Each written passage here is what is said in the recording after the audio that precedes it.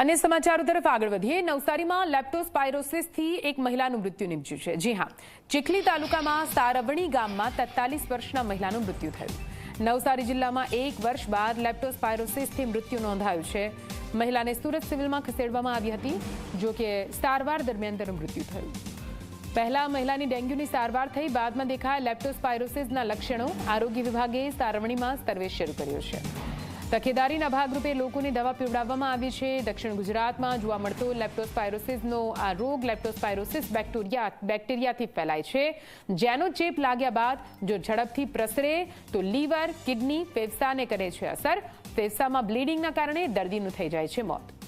લેપ્ટોસ્પાયરોસિસના ઇન્ફેક્શનમાં સામાન્ય viral infection જેવા લક્ષણો હોય છે, પરંતુ દર્દીની આંખ લાલ થઈ જાય છે। પીસીઆર ટેસ્ટથી તેનું નિદાન થઈ શકે છે।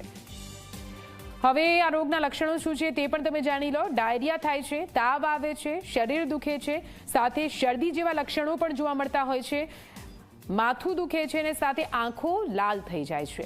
લેપ્ટોસ્પાયરોસિસના કારણે એક મૃત્યુ, જેમાં એક મહિલા જેમને સારવાર આપવામાં આવી, પણ સારવાર દરમિયાન તેમનું મૃત્યુ થયું છે।